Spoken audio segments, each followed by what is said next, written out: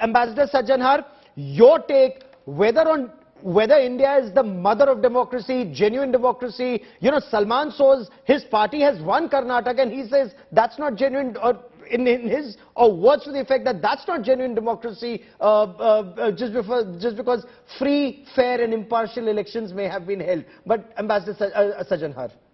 You know, Gaurav, holding free, fair elections is one particular element. It's a very significant element. It's a very important element. It's not the only element. There are other parameters. And I think on those parameters also, India comes out, shining very bright. Whether it is, we've been talking a little bit about the media, whether it is in terms of rule of law, how does the judiciary function, etc.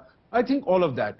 And basically, again, what we speak about is democracy able to deliver in terms of improving the living standards of the people? Okay. And I think here, definitely in India, democracy has delivered, meaning I am not saying it, even in Hiroshima, it was President Biden who said, in the Quad meeting that democracy in India has delivered. Just to give you one example, Gaurav, and I think that will illustrate it.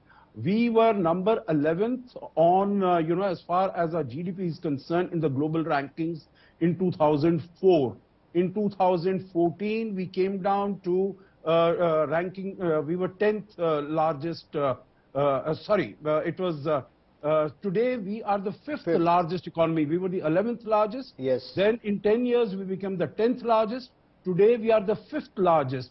And according to economists and analysts and commentators, we are going to become the third largest economy by 2027.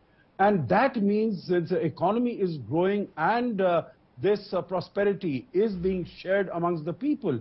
So there is living standards are coming up. Okay. You look around, infrastructure, everything, in terms of manufacturing, etc. I don't say that everything has been done well. Okay. There are still so many miles to go. Fair enough. But Syed Zafar Islam, the direction is correct and the space has been made much more rapid. Syed Zafar Islam, Prime Minister Narendra Modi calls India a force for global good. He speaks of Vasudhaiv Kutumbakam, but within the Kutumb in India, you heard Salman Soz, and then there are those who say the democracy in India is under threat. The press, Salman Soz says, is not free. Well, Gaurav, the definition of democracy, as far as Congress is concerned, is very different. They want to bait and please a section of the society that is called democracy, and that is called democratic process. But when the entire nation is treated at par and equally, then it is not democracy, because you are treating every individual citizen at par with the rest of the country. So the definition of democracy is very different. When you won the election, you criticize us. You every day on the television channel and the newspaper, you see newspaper reports against us. And still, they are criticizing our democracy. And when Pakistan, where you can't speak a word against the government, and they follow the democratic process. I think we need to understand, India is indeed a mother of all democracies. Okay. And it is not only because of last 200 or 300 years it is being followed. It is followed for generation and generation and generation, for thousands of years.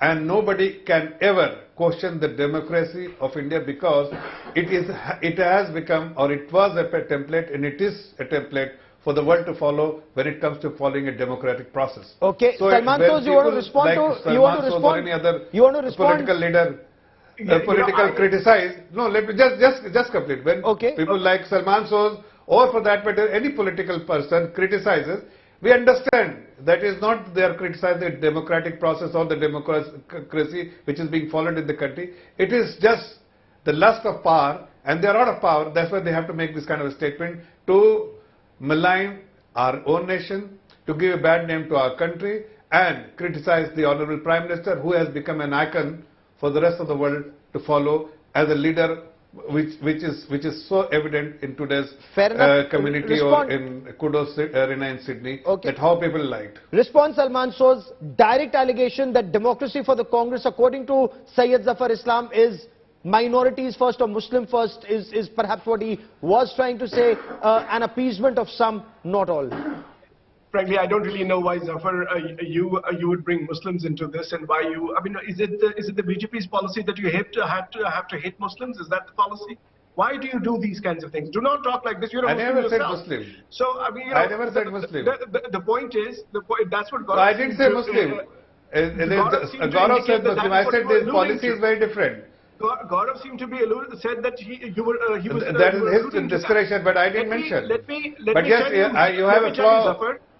Your policy has flaw, and that is something which I stated, highlighted. Zafar, give me an opportunity. Please do that. The point is that please do that, but the basic structure of a democratic polity, the basic structure of a democratic polity is to be able to question fearlessly, freely.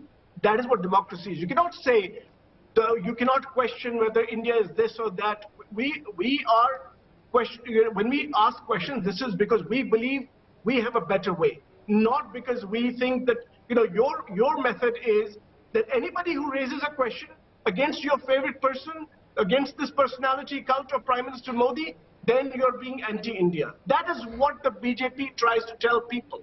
You try to shut debate down by saying that I will respond to that, Gaurav, please, for 10 seconds. Okay. Let me finish. Yeah. Zafar, I did not interrupt you. That is anti-democratic. That is an anti-democratic instinct in the BJP. That is what we are saying. That is what we are putting forward. And by the way, now to turn from you, Zafar, to the good professor who said that objectively, he said we don't believe in subjective assessments. We should not believe in subjective assessments. We should believe in objective assessments. I agree. Okay, great. Because I'm an economist. I deal with data. I did not hear the good professor talk about data in support, the objective data in support of his assertion that press is free in India. I invite you, Professor Barbonis, to Kashmir, where journalists are, routinely harassed. They're arrested. My place, where I come from. I invite you, and you will have data on arrest of journalists. That is objective fact, not an assertion that you are making. You said very nicely that we should believe in objective data, and I agree with you. I commend you for that, but you did not present any data in support of your assessment. Fair and enough. To the respected diplomat among us, Mr. Sajjanhar, you talked about the economy, and I know a little bit about the economy, sir. I may not know a lot about diplomacy, but I know a little bit about the economy. There are many factors because of which our economy may be growing as a whole, but our per capita incomes are still very, very low. We're in the neighborhood of Nigeria. And there's a reason, by the way, some economies may be losing, the overall GDP rankings. That is because the population is not growing. They're losing population. We are gaining population. Please understand, this is not rocket science. This is basic economics.